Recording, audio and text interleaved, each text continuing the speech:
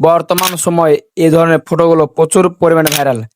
কিভাবে আপনারা আপনাদের ছবি দিয়ে এই ধরনের ফটোগুলো এডিটিং করতে পারবেন, সেই সম্পূর্ণ প্রসেসটা আপনাদেরকে আমি আজকের এই ভিডিওতে একেবারে স্টেপ বাই স্টেপ দেখিয়ে দেবো।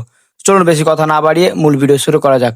মূল ভিডিও শুরু করার পূর্বে আপনাদের কাছে ছোট্ট একটা রিকোয়েস্ট থাকছে, আমাদের ইউটিউব চ্যানেল ও ফেসবুক পেজে প্রতিনিয়ত এরকম ট্রিক্স ভিডিওগুলো আপলোড থাকছে।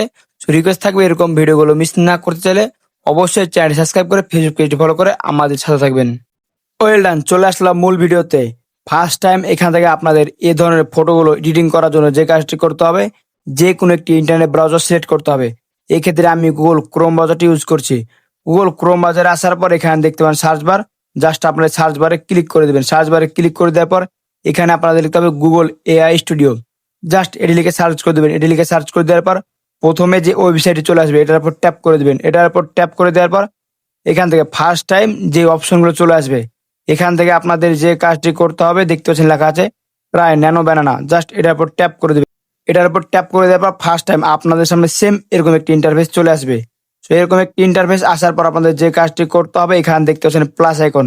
জাস্ট আপনারা এই প্লাস আইকনে ক্লিক করে দেবেন। প্লাস আইকনে ক্লিক করে দেওয়ার পর এখান থেকে দেখতে পাচ্ছেন আপলোড ফাইল। জাস্ট এটার উপর ট্যাপ করে দেবেন। এটার উপর ট্যাপ করে দেওয়ার পর এখান থেকে দেখতে পাচ্ছেন ফটোস অ্যান্ড ভিডিওস।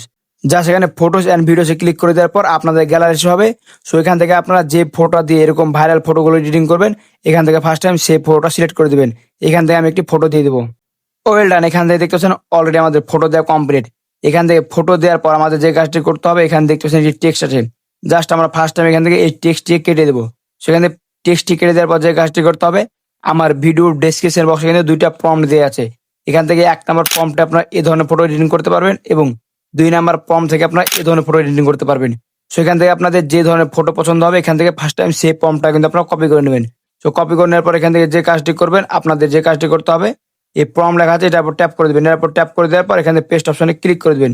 পেস্ট অপশনে ক্লিক করে দেওয়ার পর দেখতে পাচ্ছেন এখানে একটা হলুদ অ্যারো বাটন আছে। জাস্ট আপনারা এটার উপর ট্যাপ করে দেবেন। এটার উপর ট্যাপ করে দেওয়ার পর এখান থেকে অল্প একটু সময় লাগবে এবং অল্প একটু সময় লাগার পর কিন্তু বর্তমানে যে ভাইরাল ফটো সেগুলো কিন্তু এডিটিং হয়ে যাবে। দেখতে পাচ্ছেন এখানে কিন্তু অলরেডি আমাদের কাজ চলছে। জাস্ট এখান থেকে আমাদের অল্প একটু ওয়েট করতে হবে। ওয়েল ডান, ফাইনালি এখান থেকে অল্প একটু ওয়েট করার পর দেখতে পাচ্ছেন আমাদের কিন্তু ভাইরাল ফটোগুলো এডিটিং করা কমপ্লিট হয়ে গেল। জাস্ট এখান থেকে আমরা ফটোর উপরে ক্লিক করে দেবো। তাহলে এখান থেকে দেখতে পাচ্ছেন কি সুন্দর হবে একেবারে বর্তমানে যে ভাইরাল ফটো সেটা কিন্তু এডিটিং হওয়া কমপ্লিট। এখন এই ফটোটা আমরা আমাদের গ্যালারিতে নেওয়ার জন্য যে কাজটি করতে হবে, এখানে দেখতে পাচ্ছেন ডাউনলোড আইকন। জাস্ট এটার উপর আপনার ট্যাপ করে দেবেন।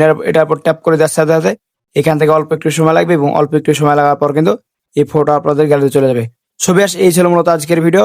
আপনাদেরকে আমি দেখিয়ে দিলাম কিভাবে আপনারা খুব অল্প সময়ের মধ্যে বর্তমানে যে ভাইরাল ফটো সেগুলো এডিটিং করতে হয়। সবিয়াস, আজকের এই ভিডিও আপনার কাছে কেমন লাগলো অবশ্যই মতামত কমেন্ট বক্সে জানাবেন। আর ভিডিওটা দেখে একটু উপকারে মনে থাকলে অবশ্যই ভিডিওতে লাইক দিয়ে চ্যানেলকে সাবস্ক্রাইব করে ফেসবুক পেজে ফলো করে আমাদের সাথে থাকবেন। আর মূল কথা হলো এখান থেকে 2 নাম্বার যে প্রম্পটটা আছে, এই প্রম্পটটাতে কিন্তু অবশ্যই আপনাদের একটু কাস্টমাইজেশন করতে হবে এবং আপনাদের নামগুলো চেঞ্জ করতে হবে এবং এখান থেকে আপনাদের ফেসবুক লোগোগুলো চেঞ্জ করে নিতে পারেন। এখান থেকে আপনারা যে নাম দিয়ে এই ধরনের ফটোগুলো এডিটিং করবেন, এখান থেকে ফার্স্ট টাইম সেই নামটা চেঞ্জ করে দেবেন। তাহলে কিন্তু এই ধরনের নাম দিয়ে ফটোগুলো এডিটিং হয়ে যাবে।